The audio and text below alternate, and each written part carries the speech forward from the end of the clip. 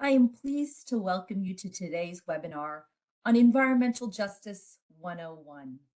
My name is Rupal Parekh, and I'm an Associate Director with the New England Environmental Justice Thriving Communities Technical Assistance Center at UConn, or University of Connecticut, or New England TCTAC for short.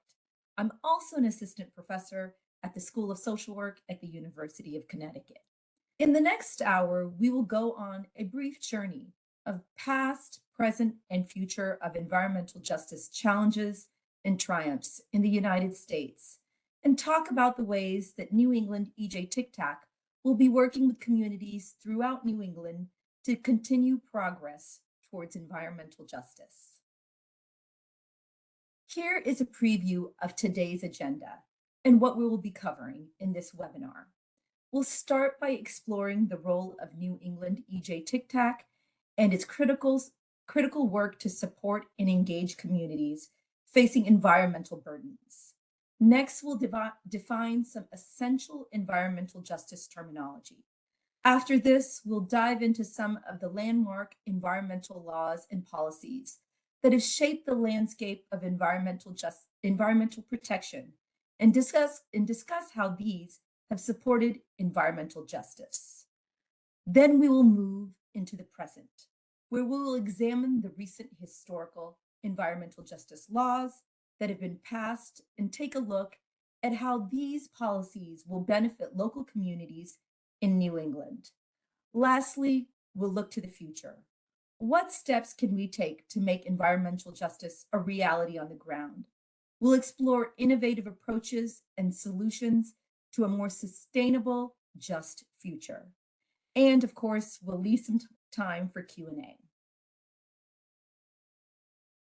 The Environmental Justice Thriving Community Technical Assistance Center, or like I said, TCTAC for short, is funded by the U.S. Environmental Protection Agency, also known as EPA, and the Department of Energy. The TCTAC program has 15 regional centers and 3 national centers around the country that help remove barriers and improve accessibility to safe, healthy, adequate environments in disadvantaged communities. These centers achieve this by providing technical assistance, which is the process of partnering with communities to provide custom support that helps them build the skills, knowledge, and resources they need to accomplish their goals on environmental concerns. In large part, TCTAC strives to help communities navigate grant systems, prepare strong grant applications, and manage grant funds they have received. In addition to this, these centers offer comprehensive guidance on community engagement strategies, including effective facilitation of meetings within diverse communities, and place a strong emphasis on ensuring accessibility by providing translation services to support inclusive participation across linguistic and cultural barriers. At New England TCTAC at the University of Connecticut, we represent all of EPA Region 1, which includes Maine, New Hampshire, Vermont, Massachusetts, Connecticut, Rhode Island, and the national tribes that fall within these states' jurisdictions. In this region, we have a particular focus on supporting urban, tribal, and rural communities, given that many of these communities have been most impacted by previous laws, regulations, and practices that have produced significant environmental, social, and economic burdens.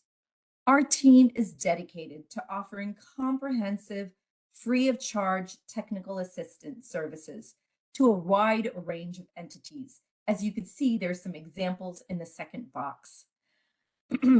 Our direct technical services that we offer to address your community's needs will center around grant preparation and submission, technical consultations, and training programs and tools. On the next slide, I will go into more detail on the types of support we will provide through each of these services. Our services will primarily focus on 4 main areas. These include environmental quality, which includes issues like waste and land management and air and water quality, energy justice, which includes expanding renewable energy resources, building insulation, weatherizing homes, building public charging stations, and strengthening clean transit. Climate adaptation, which includes assessing risk of climate change, building resilient infrastructure, and creating networks to check in with vulnerable groups during storms. And environmental health, which includes asthma prevention, improving indoor air quality, and developing equitable transportation, to name a few. Even if your environmental initiatives fall outside of the support scope of New England EJ TICTAC, we can offer external resources and connect you with organizations that may be able to help. So as previously mentioned, New England EJ TICTAC offers comprehensive, customized support in several key service areas to help your community address environmental needs. Through our grant preparation and submission services, our team will help connect you to funding resources to support your environmental projects and provide assistance with completing proposal submissions. Our team can offer support with grant writing, review your proposal prior to submission, and help you navigate post-award grant management. These services aim to ensure you have a successful, well-prepared grant proposal that can hopefully secure the funding your community needs, as well as ensure that you manage and use the funds most effectively to meet your environmental needs. Through our technical consultation services, our team can assist you in reading, understanding, and summarizing complex technical documents related to your project or proposal by translating them into plain language and languages beyond English. Our technical consultation team can also assist with reviewing and analyzing data and providing technical planning related to grants and projects.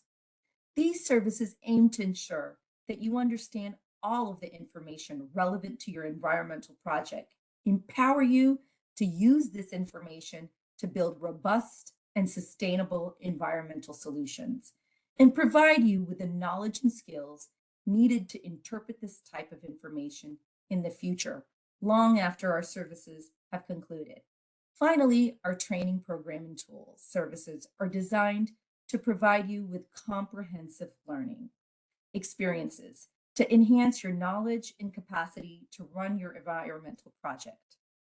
Our team possesses expertise in several environmental disciplines and is thrilled to providing training and educational opportunities to answer the questions you have related to the issues you are aiming to address in your communities. We will achieve this by hosting live webinars, such as the one you are attending today, or creating recorded video-based learning modules, walking you through supportive tools and resources, such as a stakeholder analysis or a SWOT analysis, which we'll discuss further in upcoming slides. Now we'll review some key EJ definitions and concepts.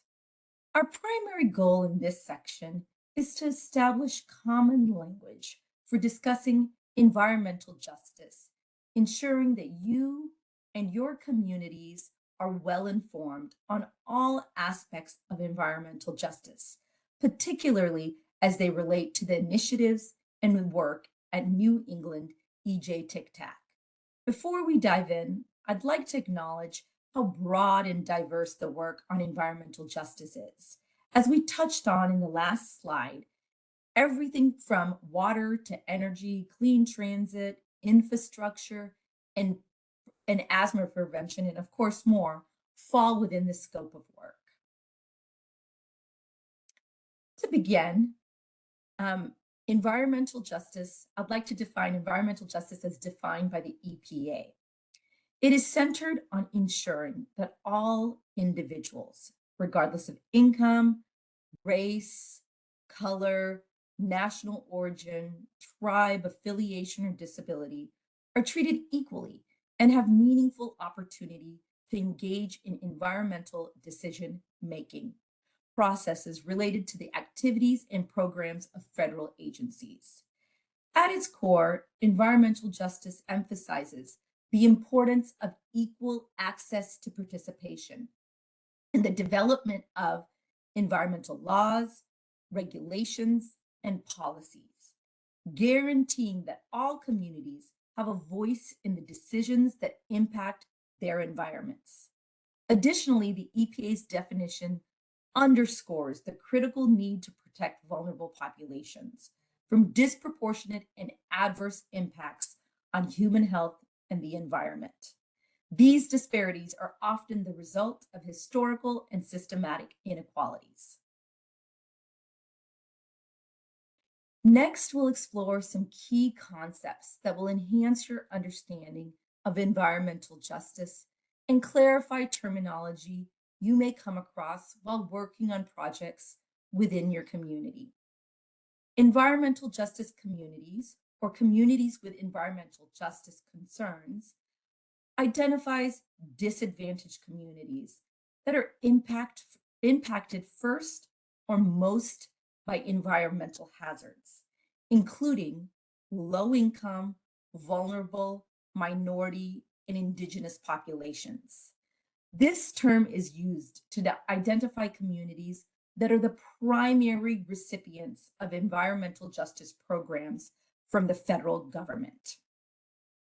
Next is equity, which recognizes that each person and community has different circumstances, meaning different resources must be allocated based on individual needs to help achieve equity.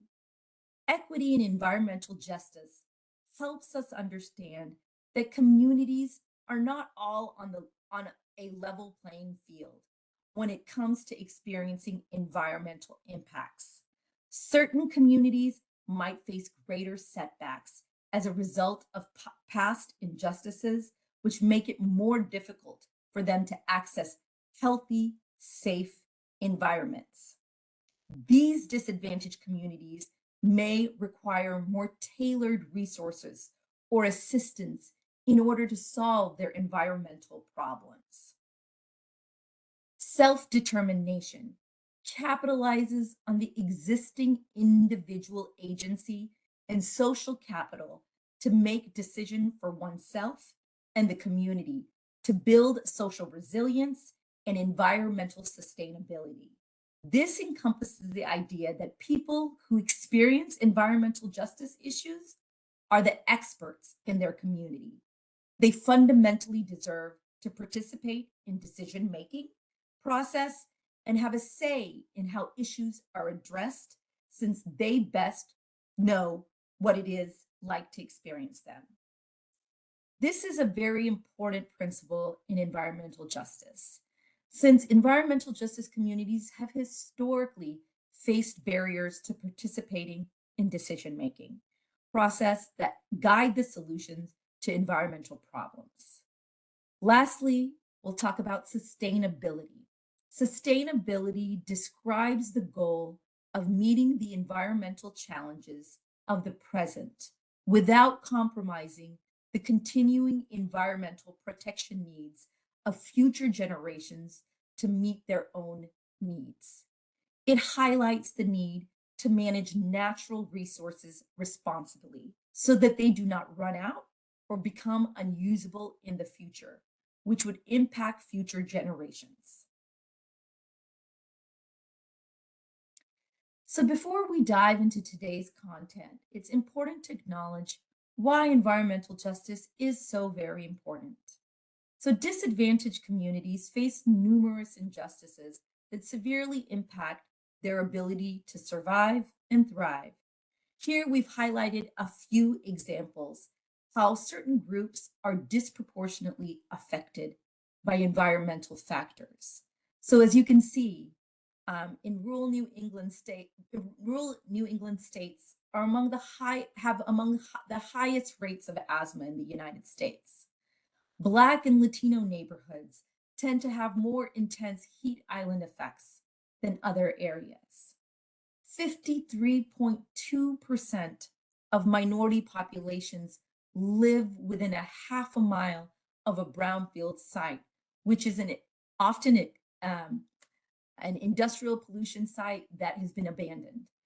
Energy burden for low-income households is 2.5 times higher than all households. Native American households are 19 times more likely to lack indoor plumbing than white households.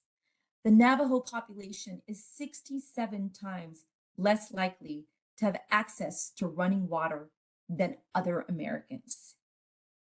These examples reflect a broader pattern of environmental inequality, which must be addressed as we discuss environmental justice.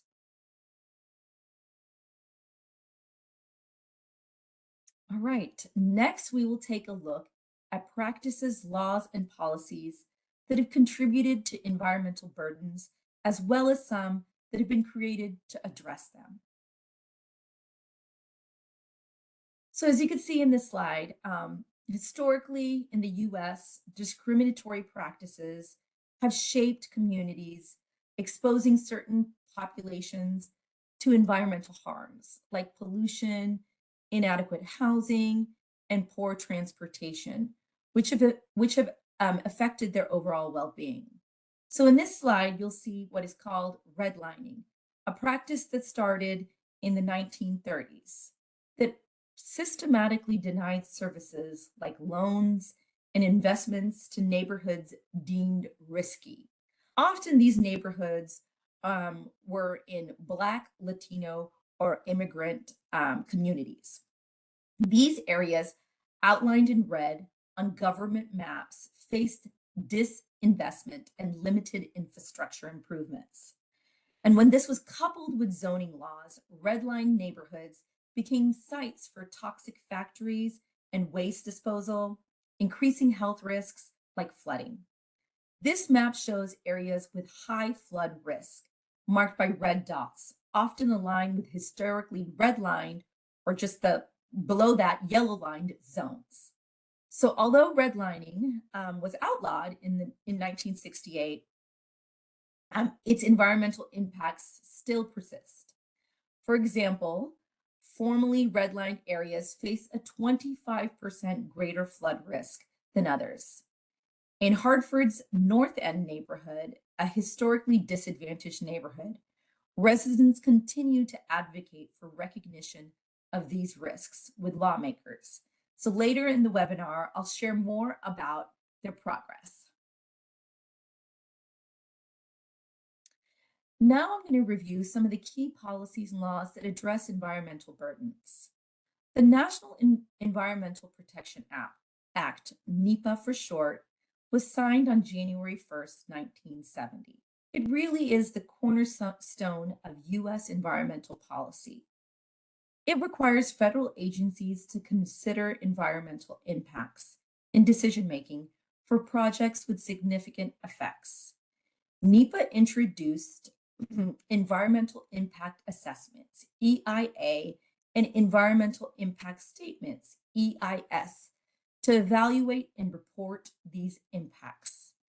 The EIA reviews potential environmental consequences, while the EIS provides a tailored or a detailed analysis, and it's also available for public comment. Because of these requirements, NEPA has been widely credited with improving environmental oversight and accountability.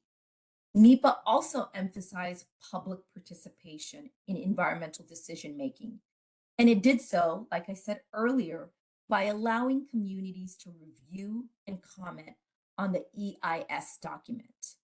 This ensured that affected communities and stakeholders had a voice in major projects.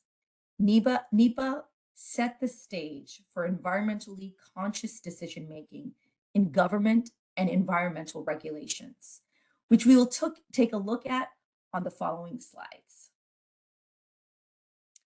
So here are some key environmental laws that were passed as the environmental movement gained momentum.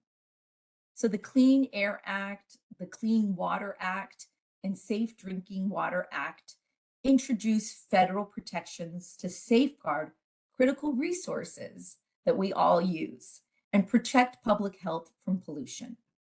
Before these laws, many waterways were unsafe for swimming, and cities experienced life-threatening smog events. Pollution control was left to states, which often failed to act, leaving urban, rural, and tribal communities at risk for nearby industries or poor infrastructure.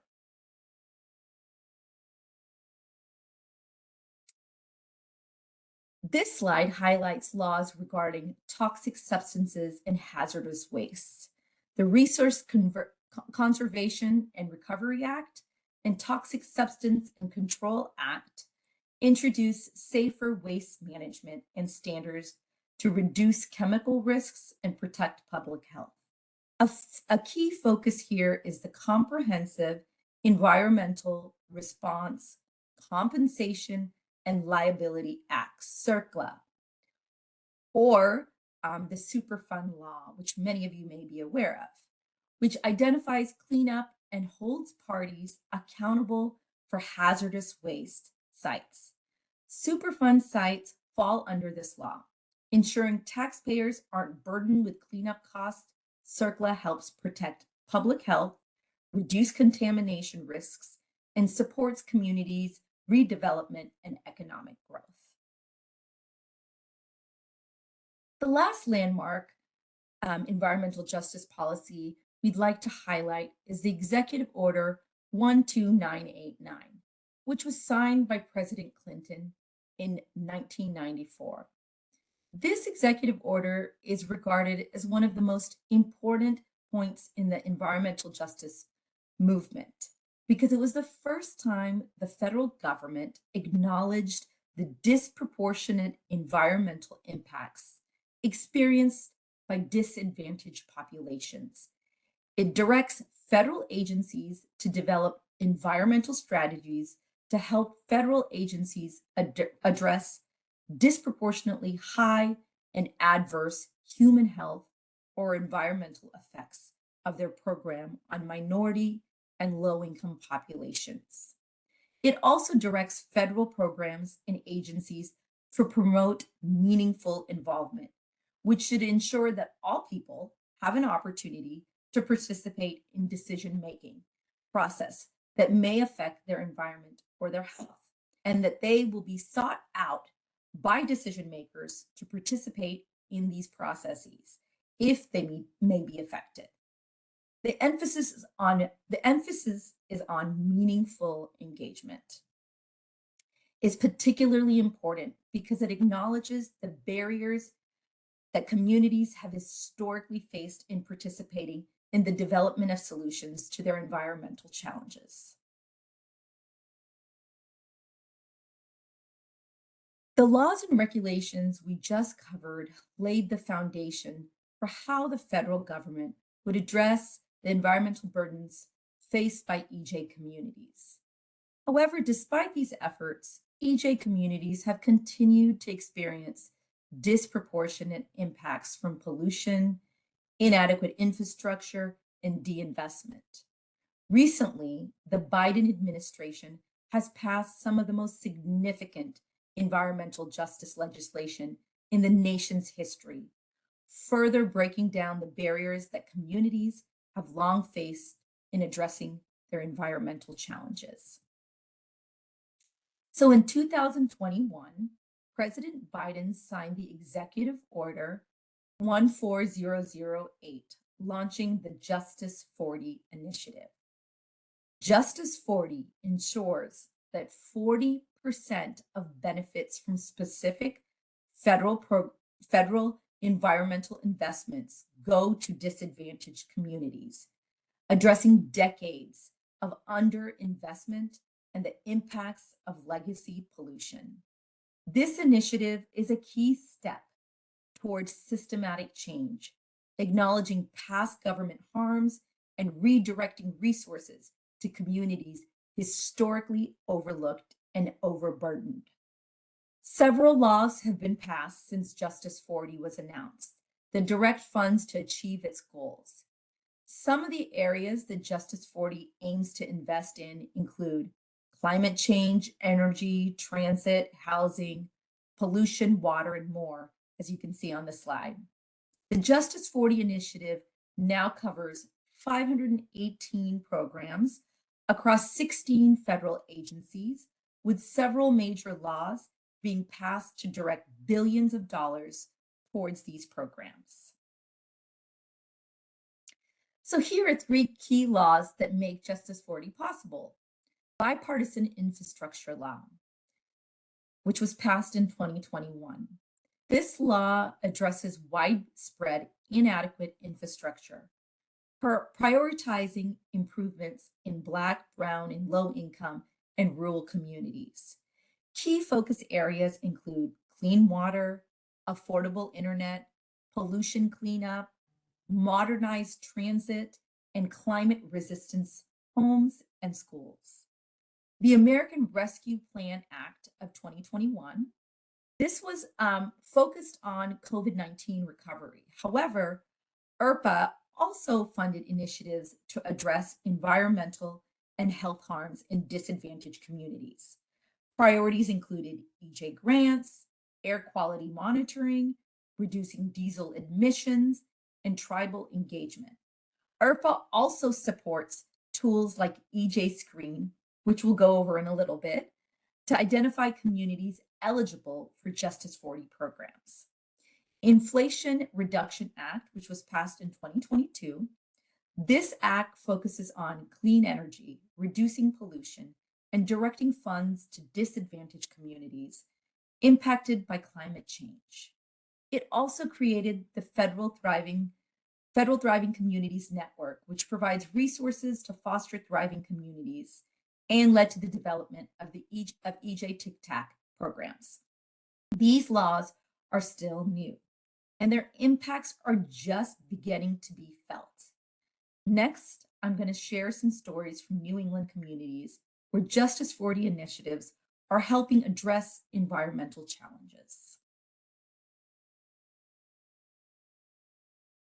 All right, starting with North End of Hartford, which I introduced a few slides earlier. Hartford's North End is predominantly low income and Black and was redlined in the 1930s. This neighborhood has experienced significant environmental, social, and economic disadvantages as a result of redlining and other practices. One issue this neighborhood faces is regular flooding as a result of aging sewage pipes, poor drainage systems, and increasing significant storm events. Residents have pleaded for decades to have this infrastructure issue addressed, but unfortunately, they have failed at addressing some of these issues. Over the past few years, residents have continued to hold public forums to discuss the issue, which has gained renewed attention from local, state, and federal leaders. In 2023, Connecticut directed $170 million towards 12 water infrastructure projects in the North End. Funding for these projects comes partially from the Connecticut Clean Water Fund, which is funded by the Bipartisan Infrastructure Law. Several state leaders, including Governor Ned Lamont, U.S. Senator Richard Blumenthal, and State Representative Matt Ritter, have all acknowledged the harm this community has faced, the trust that has been broken due to poor response from decision makers, and the need for environmental justice to address these harms. In this case, we see a historically disadvantaged community being recognized in their experiences of injustice and reaping the benefits of the far-reaching Justice 40 initiative, thanks to the funding from the Bipartisan Infrastructure Act. Okay, excuse me if I pronounce some words incorrectly here, but I'm going to try my best. Next, we have a story from the Sibbayek Reservation of Pesca da Macquarie people who have had concerns with their water infrastructure for for over 40 years. In the 1970s and early 1980s, the state of Maine built a water infrastructure to ensure all homes have indoor plumbing.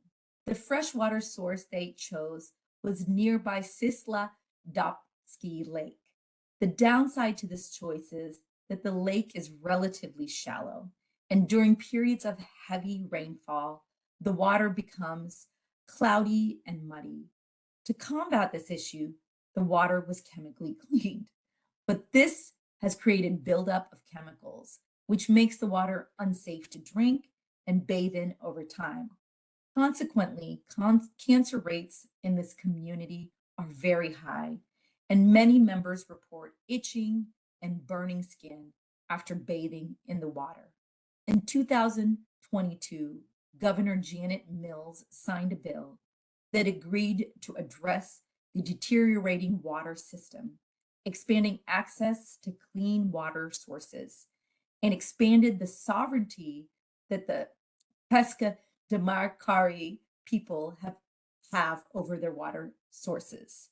This expansion of sovereignty is particularly important because this tribe has been unable to fully utilize federal funds and remediation resources as a result of restrictions to their tribal sovereignty. So for our final example, although I have a few more, but let's look at Vermont, one of the most rural states in the region, with 65% of its residents living in rural areas.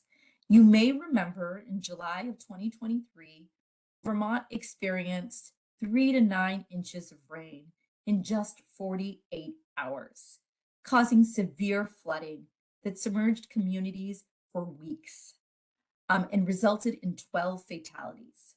The floods destroyed housing, roads, and infrastructure and harmed fisheries, wildlife, and the tourism industry.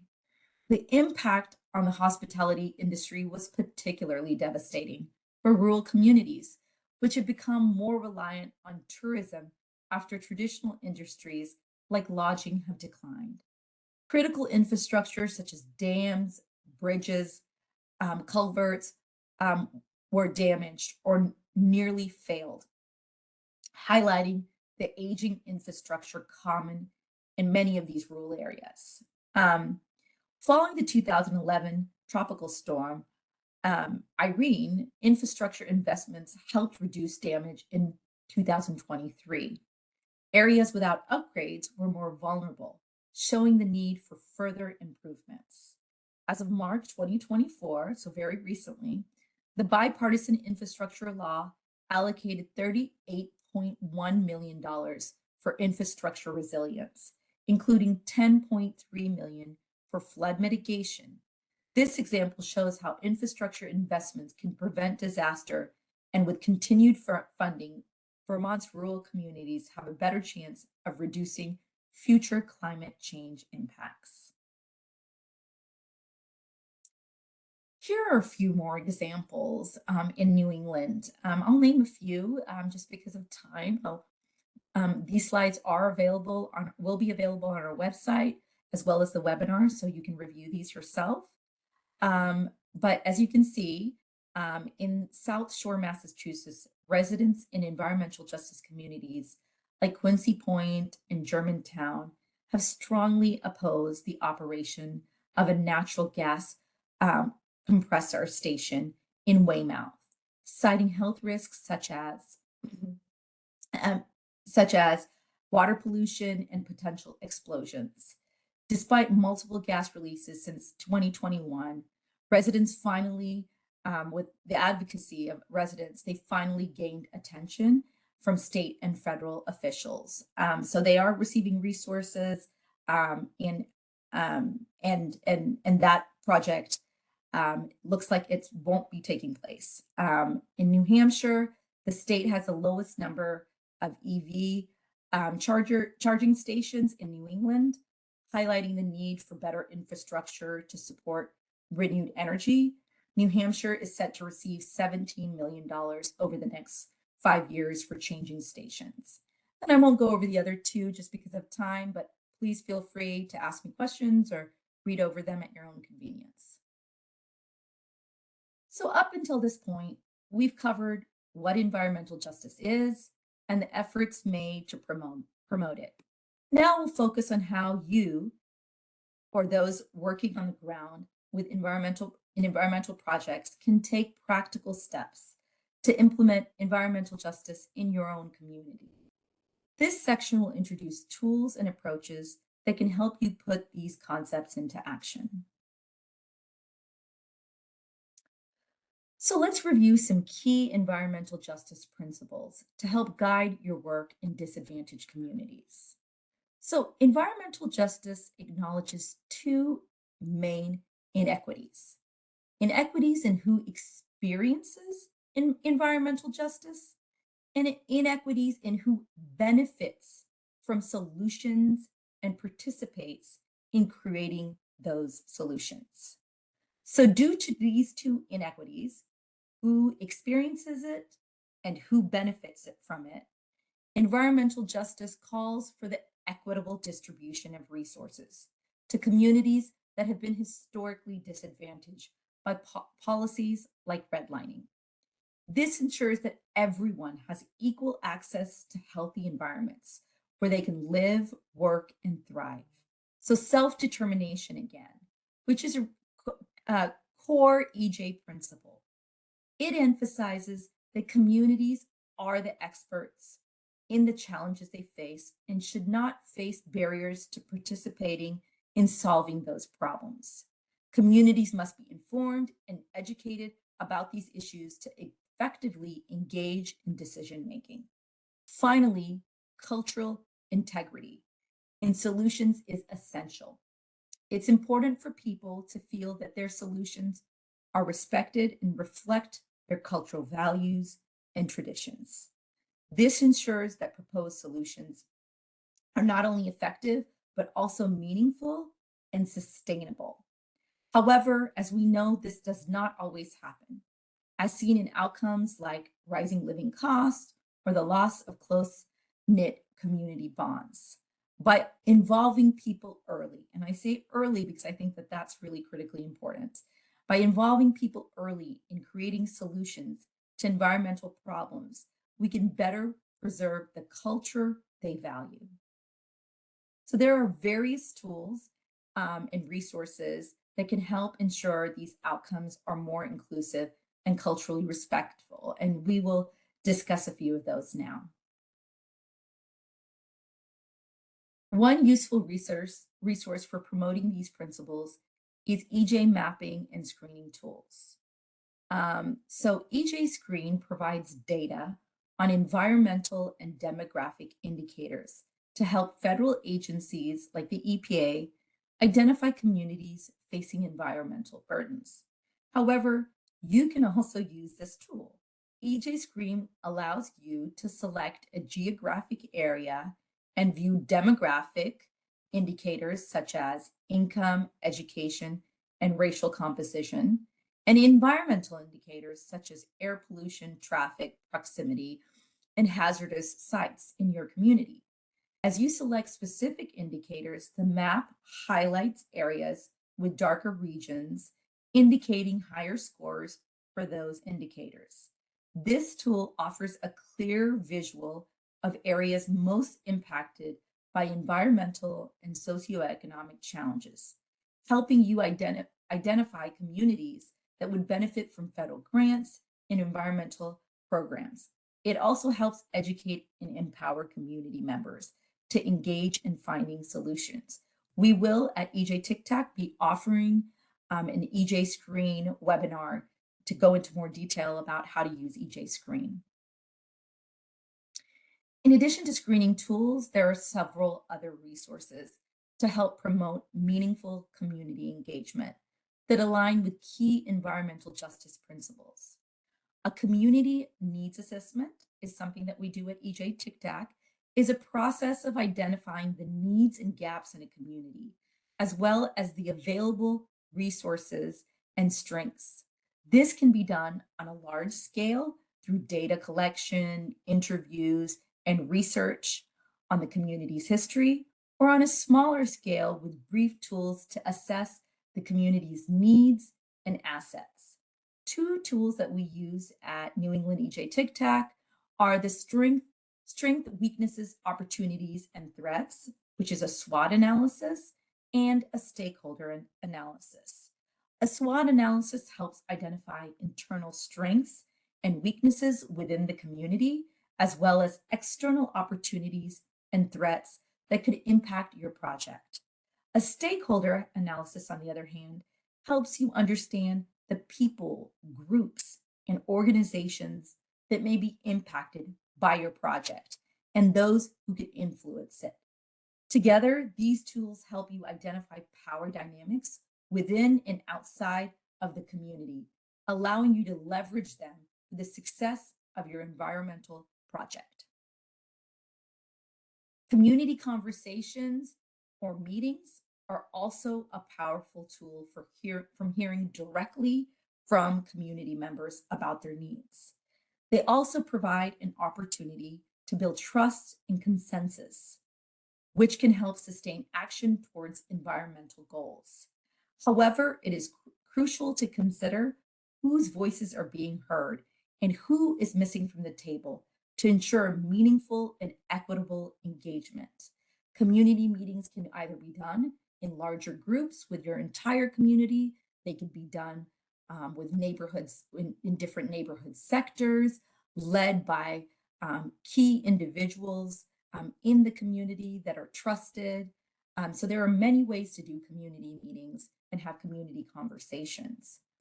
These tools are especially important when navigating grant systems, applications, and of course, working with government agencies and the community itself, both of which have been, especially working with government agencies, have been difficult for disadvantaged communities to access and partner with. And like I said, the New England TCTAC team is here to support you and can help you with many of these tools, implementing many of these tools in your community. The EPA also provides several resources describing how the federal government incorporates community perspectives into their work through collaboration. These resources can serve as guides for your own community engagement efforts at the local level. The EPA's Community Voices page, which is great, I recommend you check it out, features government officials, nonprofit leaders, and students who tell stories about the lessons they have learned over their time working on environmental justice projects.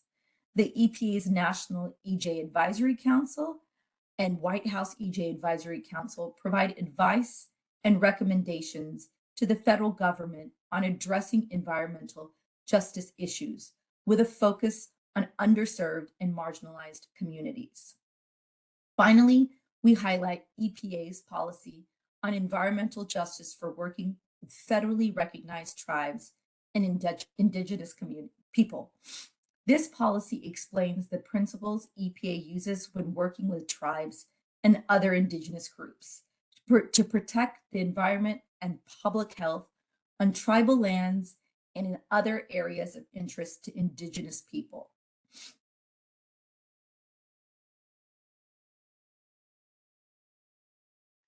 So as we wrap up this webinar, I want to share some resources that might help you with the next steps of addressing your community's environmental justice concerns. First is our website, which is the New England TCTAC webpage, where you can learn more about our services, upcoming webinars, and training opportunities. You can also fill out our Get Started form to seek technical assistance from our team. Second, you'll see a link to the grant page on our webpage, where you can find grant opportunities for your community. This includes grant opportunities from TCTAC Network, the federal government, state governments, and the New England Healthy Communities Grant Program. Third is a link to the EJ Screen website from the EPA, where you can explore the various environmental and social factors in your community that may contribute to the risk and burdens your community is facing. Finally, we have linked the events page on our website, where you can check out upcoming webinars, workshops, trainings, and other events we are hosting. This brings us to the end of our content for today. We invite you to ask questions you have or share any comments. Again, thank you for joining us today. If you'd like to connect with us about your environmental project, please feel free to call, email, or visit our website